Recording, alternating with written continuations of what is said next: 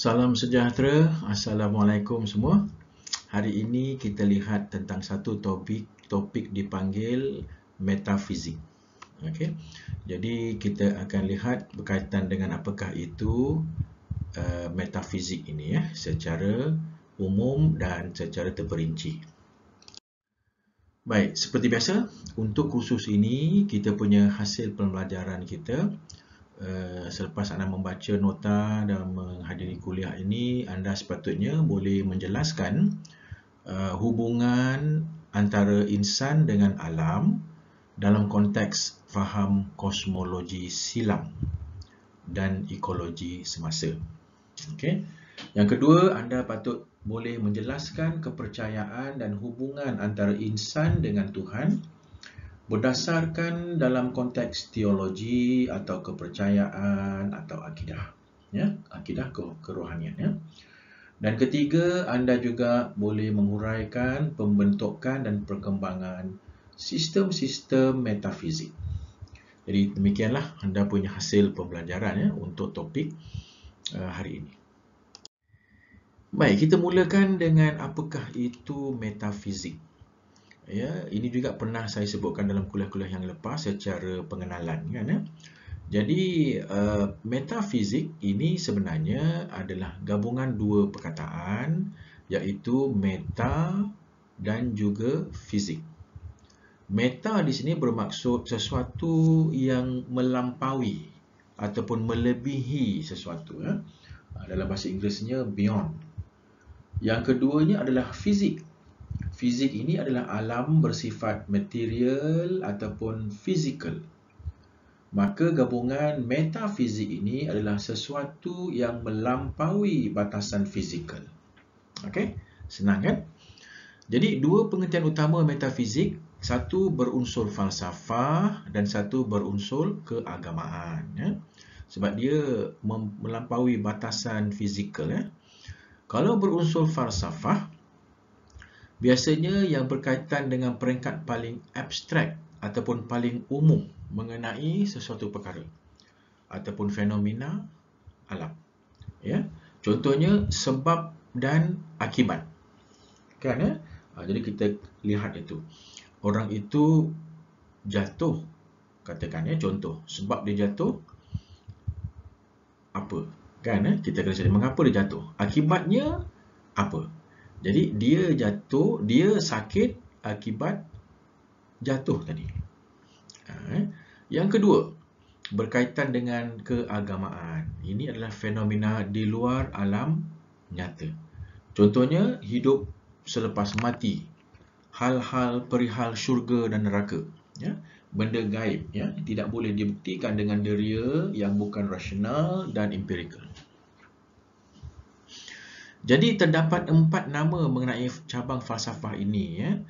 Setengah-setengah orang, setengah-setengah buku mengatakan dia adalah cabang falsafah the first philosophy. Ada juga yang mengatakan yang kedua the first science ya. Kemudian tentang wisdom dan juga tentang teologi. Ini adalah cabang-cabangnya. So itulah yang dikatakan apa dia metafizik. Kan? Jadi kalau saya tunjukkan gambar ini, tentu sekali anda akan terfikir ini adalah benda-benda yang sukar kita lihat. Tetapi kadang-kadang kita ternampak juga. Dan bila kita cerita dekat orang, ada yang percaya, ada yang tidak. Inilah metafizik ni. Ya, susah orang nak percaya selagi dia tak nampak depan mata dia. Tapi ada juga orang yang percaya walaupun tak nampak. Kan? Jadi itu berkait dengan diri sendiri dan keagamaan. Kan? Baik. Metafizik berunsur falsafah. Menurut Aristotle, metafizik adalah suatu kajian di peringkat paling abstrak ataupun umum ya, mengenai sesuatu perkara ataupun fenomena. Fenomena yang berkait dengan apa? Dengan alam. Misalnya, jika kita fikirkan tentang sesuatu objek, contohnya kita fikir pasal kerusi. Kerusi itu mempunyai warna dan tempat, betul? Di dalam suatu ruang dan juga mempunyai bauan yang tersendiri ya, kalau kita boleh bau kerusi itu kan ya? Ataupun boleh kita rasa sama ada kerusi itu keras atau lembut, betul tak? Kan? Semua itu adalah sifat-sifat khusus kepada kerusi tadi. Maknanya kalau kita pejam mata, kita sentuh, kita tahu ini adalah kerusi. Ya. Tetapi kalau kita buang semua sifat-sifat tersebut, apa yang tinggal? Yang tinggal menurut Aristotle adalah dia panggil substance yang tidak mempunyai apa-apa kualiti khusus. Apa dia substance ini? Ianya dianggap gabungan dari jisim dan rupa bentuk sesuatu objek. Ya, combination, gabungan jisim. Ya, jadi kalau dikata air itu adakah dia sesuatu yang berjisim? Ya, jadi inilah unsur-unsur dari segi falsafah.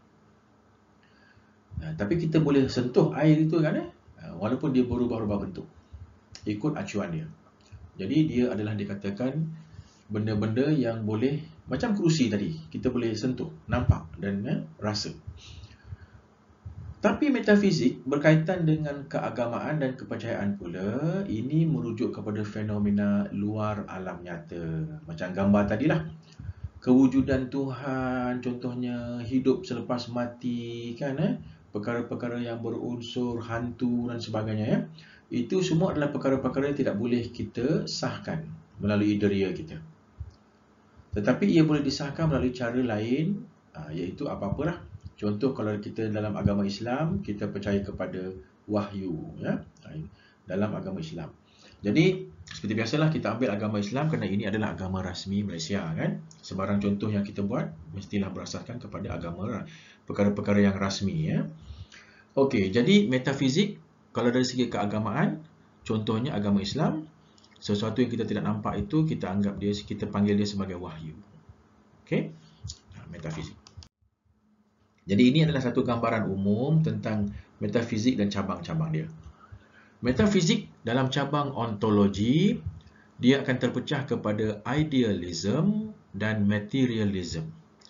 Nampak ya, perkataan materialism ni tentu sekali berkaitan dengan benda-benda yang fizikal. Ya. Dari segi teologi pula, metafizik dari segi teologi kita boleh pecahkan kepada tiga, iaitu theism. Theism ni monotheism dan polytheism. Ingat tak kita belajar dulu? Orang yang percaya kepada Tuhan, sama ada Tuhan itu satu atau Tuhan itu banyak. Ya. Atheism, orang-orang yang tidak percaya kepada ketuhanan. Dan agnosticism, orang-orang yang dia borderline, atas pagar. Ada masa dia percaya bila perlu, ada masa dia tak percaya bila perlu. Dari segi sains sejagat pula, metafizik ini sukar. Kerana dalam sains, dia tak boleh terima benda-benda yang kita tidak boleh rasa dengan deria kita. Semuanya adalah dalam bentuk fizikal, kan? Itu sains. Tak nampak, maka tak betul. Itu dalam fahaman sains, ya? Metafizik. Okey, so ini kuis berkumpulan ni saya abaikan saja. Nanti kita akan lihat. Kita tengok seterusnya hubungan insan dengan Tuhan dan juga alam. Ini sekali kita telah lihat dulu, kan. Segitiga ni yang special ni. Saya selalu tunjukkan gambar ni. Di mana kita ada segitiga, atasnya adalah Tuhan, ya. Dan di bawah itu adalah manusia dan alam. Alam dan manusia ni sama level, kan? Dan apa yang saya cerita? Apabila tahap manusia ni naik dan alam juga tahapnya naik, kita lebih dekat kepada Tuhan. Jadi kalau kita punya level manusia di sini, alam di sini, dekat dengan Tuhan, dan manusia dan alam juga dekat. Kita sama-sama menghormati dan kasih sayang sesama alam. Okey? Jadi inilah segitiganya, hubungan vertikal dengan insan dan hubungan horizontal dengan insan. Macam mana hubungan alam? Jadi kalau hubungan vertikal, manusia dan Tuhan. Hubungan horizontal, manusia dan alam. Okey? Metafizik keagamaan pula, dianya seperti saya katakan tadi, realiti tidak terhad kepada jasad. Agama tidak terbatas pada material dan idea. Sebenarnya dia merangkumi kedua-duanya. Betul? Dan agama juga menolak fahaman-fahaman yang materialisme. Ya? Ini semuanya perkataan-perkataan yang terus straightforward, kan? Kita faham semua ni dan kita alami. Maka gambar yang sama tadi, kalau kita lihat dari segi ketuhanan agama tadi kan kita ada theism, atheism dan agnosticism. Kalau ambil theism ni, manusia yang percaya kepada ketuhanan, sama ada Tuhan yang satu ataupun percaya kepada banyaknya Tuhan, dia berada di level atas ini, dekat dengan Tuhan. Kan? Tetapi kalau golongan yang atheism ini, atheist ni, dia tidak percaya kepada Tuhan. Jadi dia lebih kepada alam, sebab dia orang percaya kepada mother nature, kan, alam semula jadi dan sebagainya, dia ada semangat-semangatnya. Jadi itu atheist. Dan agnosticism dia borderline tadi kan, dia ada masa kalau perlu dia percaya ada Tuhan, ada masanya pula ikut keadaan dia tak percaya pada Tuhan, ya. Agnosticism. Jadi segitiga ini juga menjadi panduan kepada kita untuk memahami apa itu metafizik. Okey. Dan di sini ada beberapa sistem metafizik, banyak ya. Atheism, theism, ini pernah juga saya minta anda semua lihat dekat dalam YouTube, banyak kan. Bahan bacaan sudah tentu banyak, cuba carikan maklumat ini. Ya, anda boleh lihat apa maksud, apa fahaman-fahaman kesemua yang berada di sebelah kiri ini. Kan? Contoh tentang theism tadi, ada yang percaya bahawa percaya kepada Tuhan. Polytheism ini dia percaya kepada Tuhan tapi banyak. Monotheism ini dia percaya kepada Tuhan satu sahaja. Dan atheism ni dia tak ada percaya kepada Tuhan. Okay? Jadi dia tak mudah untuk tak susah untuk kita faham. Okay? Ini juga yang sama boleh lihat, dan berkaitan dengan perkembangan ilmu metafizik. Kalau kita lihat lewat abad ke-19, para falsafah sains yang tidak menyenangi pemikiran mistik dan tidak rasional kepada masyarakat Eropah, dia tidak percaya kepada metafizik. Jadi golongan gurun lewat abad ke-19 ini adalah di mana zaman sains berkembang. Jadi bila ada sains berkembang, mereka tidak percaya kepada semua ini, ya. Dan respon terhadap pemikiran yang primitif, ya, mereka tidak sahkan semua ini. Maka akan adalah nama-nama seperti Ernest Mach, Auguste Comte, dan semua mereka-mereka ini anda telah pun kaji seperti tugasan yang telah saya berikan kepada anda semua, kan. Jadi kebanyakan kesemua kumpulan yang membuat pembentangan laporan telah menghasilkan satu hasil kerja yang baik, ya. Terima kasih.